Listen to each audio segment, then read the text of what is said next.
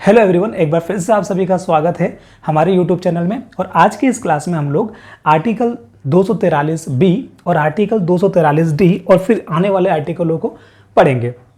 जो अनुच्छेद थे आर्टिकल 243 ए था, यानी कि क था, उसमें ग्राम सभा थी, वो हमने पढ़ लिया था। आर्टिकल 243 सी को भी हमने पढ़ लिया था। आर्टिकल 243 सी या फिर ग है ना, क ख ग, जैसे कि ये आर्टिकल 243 बी, इसको ख भी बोलते हैं। आर्टिकल 243 सी को ग बोलेंगे। तो आर्टिकल 243 ए और आर्टिकल 243 सी हमने पिछले वीडियो में पढ़ा था, अब हम उससे आगे पढ़ रहे हैं। तो चलिए शुरू करते हैं। देखिए, आर्टिकल 243 जो आपका बी है यानी कि ख है, ये पंचायत के गठन या संविधान से संबंधित है। पंचायत के गठन या संविधान का क्या मतलब है कि इसमें पंचायत के गठन से संबंधित सारी बातें लिखी गई हैं। जो महत्वपूर्ण बात वो है, हमारे एग्जाम पॉइंट ऑफ व्यू से जो महत्वपूर्ण बात है वो ये है कि किसी भी राज्य में यदि पंचायती राज व्यवस्था लागू करनी है तो वहाँ पे कौन सी, 3 स्तरीय, किसी भी राज्य में 3 स्तरीय पंचायती राज व्यवस्था। 3 स्तरीय आपको पता है, आपने पुराने वीडियो देखे होंगे। तो एक तो होगी आपकी ग्राम पंचायत, एक होगी आपकी जनपद पंचायत और एक होगी आपकी जिला पंचायत। अगर इस प्रकार की व्यवस्था कहाँ लागू करनी है किसी राज्य में, तो उसकी आबादी कितनी होनी चाहिए, 20 लाख उसकी आबादी होनी चाहिए। 20 लाख से ऊपर ही उसकी जो है आबादी उस राज्य की होनी चाहिए, तभी वहाँ पर 3 स्तरीय पंचायती राज व्यवस्था लागू हो पाएगी। अब बात आती है कि किसी राज्य की आबादी यदि 20 लाख नहीं है तो क्या होगा, तो फिर वहाँ पे 3 स्तर लागू नहीं होंगे, वहाँ पे फिर 2 स्तर हो सकते हैं, 1 स्तर हो सकता है, जैसा भी उनको उचित लगे उस प्रकार से वो कर सकते हैं। लेकिन 3 स्तर के लिए 20 लाख की आबादी जरूरी है। एक और नई चीज़ जो मैंने इसमें ही जोड़ दी है वो ये है कि पंचायत वार्डों को अधिसूचित करना तहसीलदार साहब का काम है।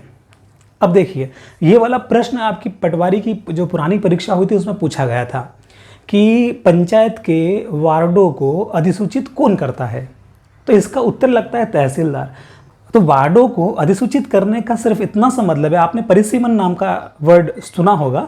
तो अधिसूचित करने का मतलब सिर्फ ये है कि मान लीजिए किसी ग्राम पंचायत में 14 वार्ड है और अब जो है उस ग्राम पंचायत में 15 वार्ड की आवश्यकता लग रही है, यानी कि वहाँ पर 1 वार्ड और बढ़ाना पड़ेगा। तो ऐसी स्थिति में वो जो पावर है वो किसके पास है, वो तहसीलदार साहब के पास है। इसका मतलब सिर्फ इतना सा है। अगला जो आर्टिकल है वो था हमारा 243 डी, यानी कि स्थानों का आरक्षण। स्थानों का आरक्षण मतलब क्या, पंचायत के चुनाव होंगे तो सरपंच के, पंच के, इन सभी के चुनाव होते हैं। तो इस चुनाव में क्या होता है ना, जो भी कैंडिडेट खड़े होते हैं, उम्मीदवार जो होते हैं, वो किसी न किसी पर्टिकुलर कैटेगरी से बिलोंग करते हैं। हो सकता है वो एससी कैटेगरी से बिलोंग करे, एसटी से बिलोंग करे, ओबीसी से बिलोंग करे, या फिर वो सामान्य यानी कि जनरल कैटेगरी से वो बिलोंग करे। तो ऐसी स्थिति में क्या होता है कि इनके लिए आरक्षण की व्यवस्था की गई है। तो जब आरक्षण की व्यवस्था, जब ये आर्टिकल बना था, कब बना था, हमने 73वां संविधान संशोधन पढ़ा था पार्ट 1 में कि किस प्रकार से पंचायत को संवैधानिक दर्जा दिया गया था। उस वक्त की अगर बात की जाए तो जो महिला को जो आरक्षण मिलता है, महिला को जो आरक्षण मिलता है पंचायत चुनाव में, वो 33% मिलता था। 33% आरक्षण मिलता था। यदि ऐसा क्वेश्चन आता है कि महिलाओं को पंचायत चुनाव में कितना प्रतिशत आरक्षण मिलता है, तो उसका उत्तर क्या लगता है, 33% लगता है। इसको दूसरे शब्दों में भी पूछा जा सकता है, मतलब जरूरी नहीं है कि वो आपको 33% ही दे दे। ऐसा भी हो सकता है कि वो 1/3 बोल दे कि इनमें से महिलाओं को कितना आरक्षण मिलता है, 1/2, 1/4, 1/3, 1/5, है ना। तो कंफ्यूज नहीं होना है, 33% बोलो या फिर 1/3 बोलो, बात एक ही है। इतना आप समझ पाए। उसके बाद क्या हुआ, 110वां संविधान संशोधन बिल 2009 आया। 110वां संविधान संशोधन बिल 2009 आया, जिसमें यह बात कही गई कि अब जो है महिलाओं का आरक्षण बढ़ाकर 33% से बढ़ाकर इसको जो है 50% कर दिया जाएगा। तो ये इस संविधान संशोधन के माध्यम से क्या हुआ, 50% जो है महिलाओं को अब आरक्षण मिलता है। काय में, पंचायत चुनाव में। पहला कितने मिलता था, पहले मिलता था 33%, अब मिलता है 50%। इस 50% को जो है क्या कह सकते हैं, 1/2 भी बोल सकते हैं। इतनी बात क्लियर है। मतलब परीक्षा में ये प्रश्न भी आ सकता है कि महिलाओं को अब आरक्षण कितना मिलता है, 1/3, 1/2, 1/4, 1/5। तो आंसर क्या लग जाएगा, 1/2। यदि बटा में पूछता है तो, और परसेंटेज में पूछता है तो फिर तो आसान है। ठीक है, आगे एक और लाइन देखिए कि एससी एसटी को जो आरक्षण है वो उनकी जनसंख्या के अनुपात के आधार पर मिलेगा। मान लीजिए किसी ग्राम पंचायत में एससी समुदाय की जनसंख्या ज़्यादा है तो वहाँ पे एससी को मिलेगा। तो कहने का मतलब सिर्फ इतना सा है कि एससी एसटी को जो आरक्षण मिलेगा पंचायत चुनाव में उम्मीदवारों को, वो उनकी जनसंख्या के अनुपात में मिलता है। तो ये अभी तक जो मैंने आपको डेटा पढ़ाया है इन दोनों आर्टिकल में, कौन से में, 243B में और 243D में। जैसे ये ख हो गया ना, 243B और 243C तो हम पढ़ चुके थे पार्ट सेकंड में, पंचायती राज के पार्ट 2 वाला जो वीडियो है उसमें हम सी पढ़ चुके हैं, इसीलिए हमने सी को छोड़ के 243D को पढ़ा है। इस डी को घ भी बोलते हैं, है ना। अब हम जब ये सारा कुछ पढ़ लेंगे ना, सारे आर्टिकल पढ़ लेंगे, कुल मिला के 16 आर्टिकल है, आपको पता है। एक तो 243 है जो कि परिभाषाओं से संबंधित है, एक 243A है जो कि ग्राम सभा से संबंधित है, एक 243B है जो कि पंचायत के गठन से संबंधित है, एक 243C है जो पंचायत की संरचना से संबंधित है, एक तो 243D है जो कि पंचायत के आरक्षण से संबंधित है, स्थानों के आरक्षण से संबंधित है। तो हम अभी तक 5 आर्टिकल पढ़ चुके हैं, यदि हम 243 को भी शामिल कर दे तो ऐसे करके हमको कहाँ तक जाना है, ऐसे करके हमको 243A से लगाकर 243O तक जाना है, और एक 243 अपने आप में अकेला है। तो 16 आर्टिकल हैं कुल मिला के, तो हमको 16 आर्टिकल पढ़ने हैं। तो एग्जाम पॉइंट ऑफ व्यू से जो पुरानी परीक्षा में पूछे गए प्रश्न है वो इन्हीं में से पूछे गए थे। इन 2 आर्टिकल में से सिर्फ 2 प्रश्न बनते हैं जो अभी हम करेंगे। उससे पहले आपको ये समझना है कि हम जो ये आर्टिकल पढ़ रहे हैं इसमें हम एग्जाम पॉइंट ऑफ व्यू से पढ़ रहे हैं। फिर जब हम ये सारा कुछ पढ़ लेंगे, कौन सा वाला, जो कि पटवारी की 2017 की परीक्षा में आया था, वो सारा डेटा पढ़ लेंगे, उसके बाद हम इसमें थोड़ा सा और डेटा ऐड करेंगे। तो जब आप नोट्स बनाएंगे तो आप थोड़ी सी उसमें जगह खाली रखना एक्स्ट्रा इन्फॉर्मेशन के लिए। जब हम दोबारा से क्लास लेके आएंगे इसी की, तो इसमें और भी इन्फॉर्मेशन होगी जो कि आपके काम की होगी। ठीक है, तो अब हम शुरू करते हैं वो प्रश्न जो कि इस पर पूछे गए थे। तो अभी तक जो हमने डेटा पढ़ा है इसमें से एक प्रश्न आया था कि ग्राम पंचायत में वार्डों को अधिसूचित करने का अधिकार किसको है। इसके 4 ऑप्शन दिए गए थे, राज्य निर्वाचन आयोग, जिलाधीश, पंचायत राज मंत्रालय, तहसीलदार। 24 दिसंबर 2017 शिफ्ट 2 का यह प्रश्न है। इसका उत्तर क्या लगेगा, तहसीलदार साहब को ये पावर है कि वो पंचायत के वार्डों को अधिसूचित कर सकते हैं। इसके बाद जो अगला आपका प्रश्न आया था, अभी तक जो हमने डेटा पढ़ा है उसमें से, कि पंचायती राज संस्थानों में महिलाओं के लिए आरक्षण का विस्तार कितना है। तो इसमें ऑप्शन जो है ना वो 50% ऑप्शन था ही नहीं। मतलब पहला ऑप्शन था 20%, दूसरा था 25%, तीसरा था 33% और चौथा था 37%। 16 दिसंबर 2017 शिफ्ट 1 का यह प्रश्न है। तो इसमें 50% ऑप्शन है नहीं, तो आपको 33% लगाना है। इसका ऐसा क्यों, क्योंकि ये 73वां संविधान संशोधन जब लागू करके संवैधानिक किया गया था तब की बारे में ये बात कर रहे हैं। ठीक है, तो आपको वहाँ पे थोड़ा सा दिमाग लगाना है कि 50% भी ऑप्शन आएगा तो क्या करना है, तो लगाना ही है 50% को, क्योंकि 50% तो है हो ही गया है इसके माध्यम से, है ना। तो अब हम बढ़ जाते हैं आगे।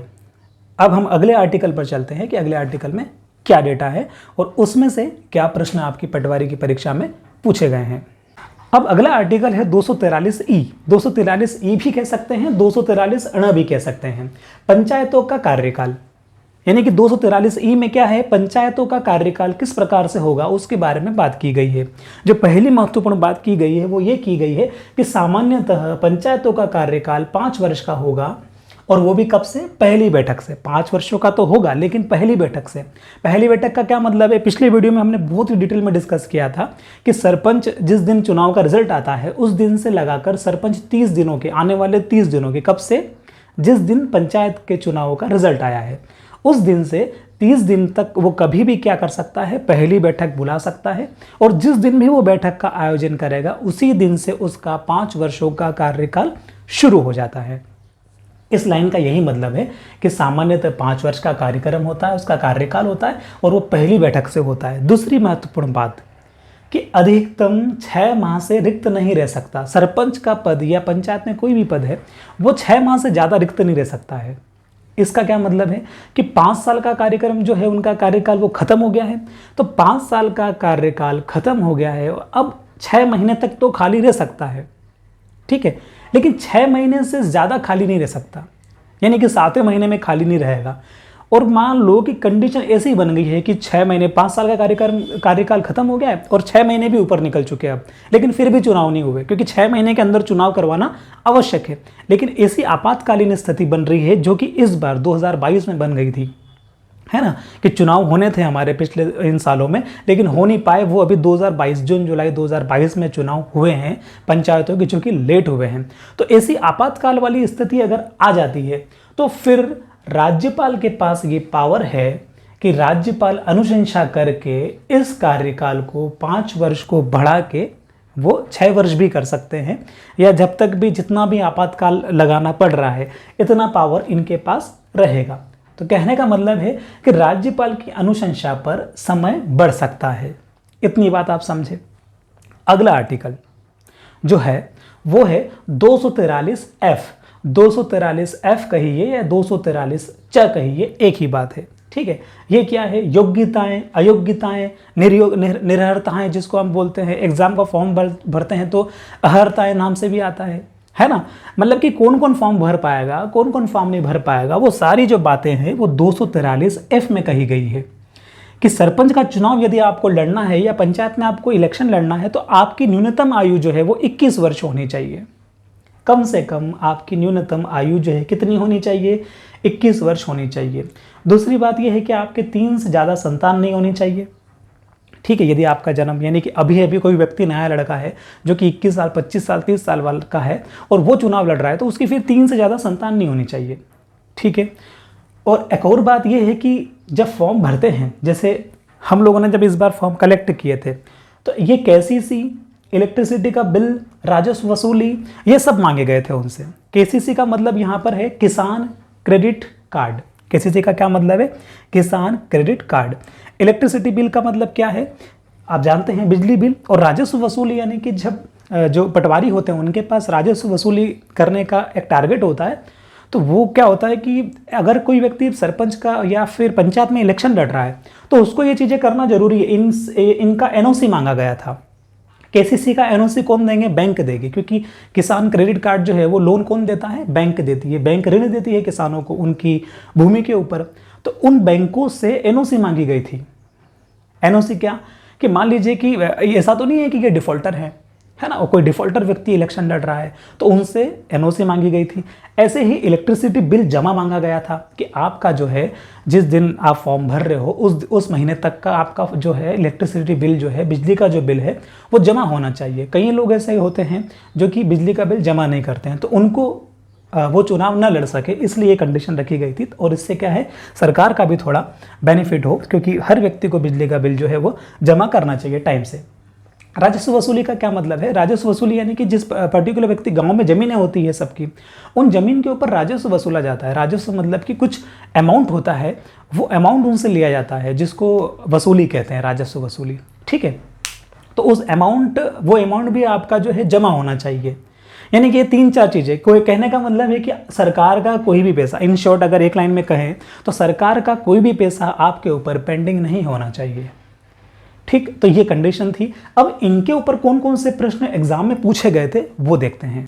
अब देखिए, जो हमने कार्यकाल पढ़ा है ऊपर, यानी कि 243E वाला जो आर्टिकल है आपका, उसमें से एक प्रश्न आया था कि पंचायत का कार्यकाल कितना होता है, ठीक है। पहला प्रश्न आया था, पंचायत का कार्यकाल कितना होता है, और ऑप्शन थे, चुनाव परिणाम घोषित होने की तिथि से 5 वर्ष, पहली बैठक से 5 वर्ष, अध्यक्ष के चुनाव की तिथि से 3 वर्ष, जैसा ग्राम सभा द्वारा निर्धारित किया जाए। 10 दिसंबर 2017 शिफ्ट 1 में ये प्रश्न पूछा गया था। इसका उत्तर क्या लगेगा?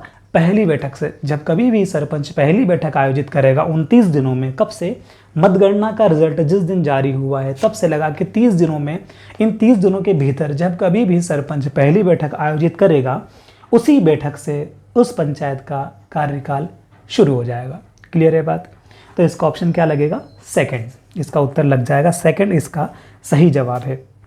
उसके बाद अगला प्रश्न ये पूछा गया था कि पंचायती राज संस्थानों की अवधि कितनी है, मतलब कि 3 वर्ष, 4 वर्ष, 5 वर्ष, 6 वर्ष। बहुत आसान क्वेश्चन है, 15 दिसंबर 2017 शिफ्ट 1 में प्रश्न पूछा गया है। इसका उत्तर क्या लग जाएगा? 5 वर्ष। कि 5 वर्ष पंचायत चुनाव की जो अवधि होती है वो कितनी होती है? 5 वर्ष होती है। फिर अगला क्वेश्चन पूछा गया था जो कि कार्यकाल से ही संबंधित था, वो था संविधान के अनुसार एक पंचायत का गठन करने के लिए चुनाव विघटन की तिथि से की अवधि के समाप्ति से पहले चुनाव पूर्ण हो जाना चाहिए। यानी कि 5 वर्ष का कार्यकाल खत्म हो चुका है, अब चुनाव कितने दिनों के अंदर करवाना आवश्यक है। इस प्रश्न का मतलब ये पूछना वो चाह रहे हैं। पहला ऑप्शन आपको दिया था 4 माह के अंदर, दूसरा था 1 वर्ष के अंदर, तीसरा था 6 माह के अंदर और चौथा ऑप्शन था 2 सप्ताह के अंदर। तो इसका उत्तर लग जाएगा 6 माह, है ना, कि 6 माह तक पद जो है वो क्या हो सकता है, रिक्त रह सकता है। लेकिन उसके बाद यदि रिक्त रखना है तो कौन अनुशंसा करेंगे, राज्यपाल समय बढ़ा सकते हैं। तो इसका उत्तर लगेगा 6 माह। 26 दिसंबर 2017 शिफ्ट 2 में यह प्रश्न पूछा गया था। इसके अलावा 28 वाला भी एक प्रश्न था, शायद हमने कर लिया है। हाँ, तो ये 3 प्रश्न पूछे गए थे।